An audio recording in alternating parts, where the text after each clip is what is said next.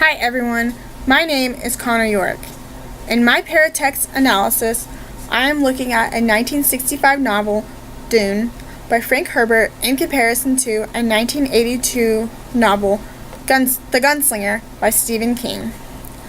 I wanted to look at a novel written in the middle of the New Wave and one that was affected by the movement. Dune was written near the beginning stages of the New Wave, often criticized by New Wave people for its thick plot.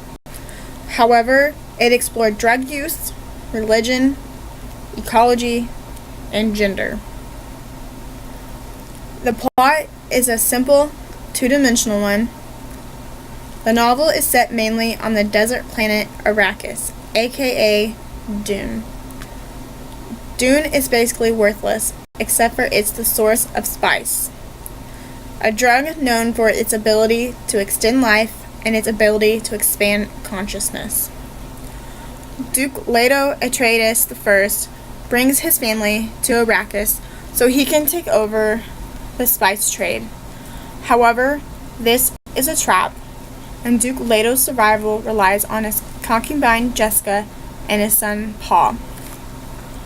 Paul's father is killed, making him seek revenge. As simple as the plot reads, Herbert weaves themes throughout like religion and ecology with his thick descriptions. The Gunslinger tells the story of a knight named Roland of Gilead, aka the Gunslinger. Roland is on a quest to catch the man in black to save the Dark Tower. The novel is placed in a parallel universe very similar to our own, except the world is stuck in the past, even though it's a futuristic representation of what our world can become. The cover of books is the first thing readers see, like how our faces reflect our emotion. Book covers can reflect the inside of the novel. This is the case for Dune, at least for the book cover version I chose. What's the first thing your eyes are drawn to? For me, it's the dunes and the sand. It shows a harsh reality of living on a barren wasteland. The two people near the dunes give off a spatial distance. They are really far from civilization. From this, a reader may think the people live distant social relations. The color combination is a bright orange mixed with brown. This could lead readers to believe the novel is full of youth and energy mixed with luxury and sophistication. The font type has a very 70s feel to it. It reminds me of Willy Wonka's lettering from the movie. The author's name as well as the title are huge and unique looking, whereas the line that reads, "An unparalleled achievement of imagination," is smaller and in a more simple typeface. The design tries to sell readers on a different world. This helps begin a relationship with the reader and the environment within. Designers of books or marketers are going to appeal to the audience it's trying to communicate to. The cover art of Dune shows the story's general topic. With a closer inspection, a reader can see it may be a science fiction novel. The civilization looks very futuristic with domes and enclosures like what Star Wars fans are used to viewing in A New Hope. Further in the background, near the mountains, there's a moon that could be of some importance. The book cover appears to relate to what's inside the book. This cover reminds me of the saying, "The devil is in the details," because of the mysterious elements hidden in the simple cover. To be honest, I'm more likely to buy The Gunslinger. I know Stephen King, and the cover appeals more to my interest. The first design that pulls me in is the bird.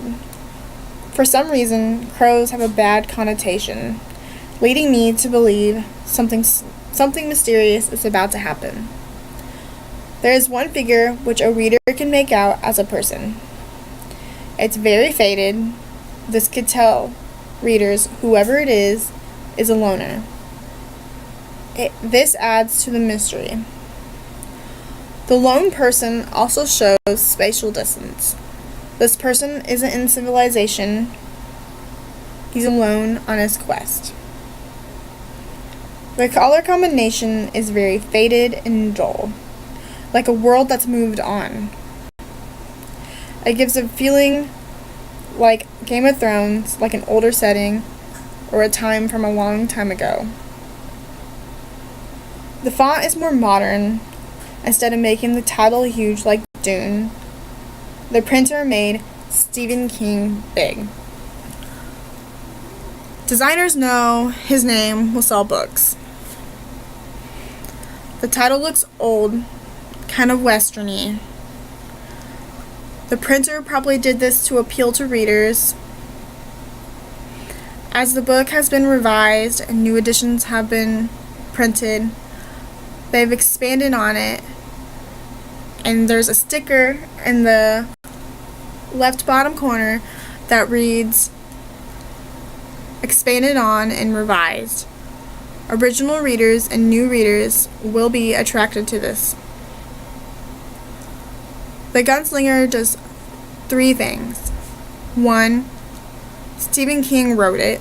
2, creepy bird and mysterious person. And 3, the Gunslinger font. Right below the Gunslinger, there is the Dark Tower 1. This lets readers know that this is a series.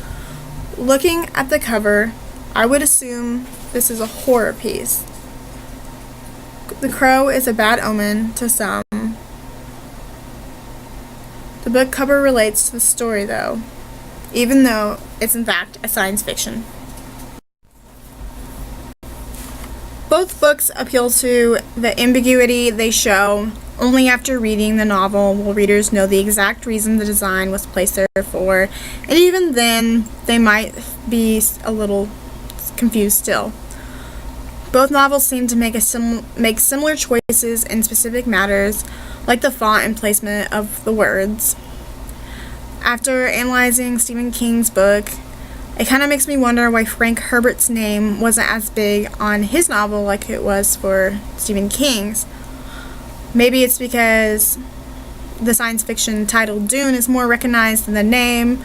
I don't know. Anyone have thoughts? I hope you guys enjoyed. If you have any questions, feel free to ask, or if you see a book cover as different, let me know. I'd love to share visual thoughts. Here's my Works Cited page. Let me know what you think.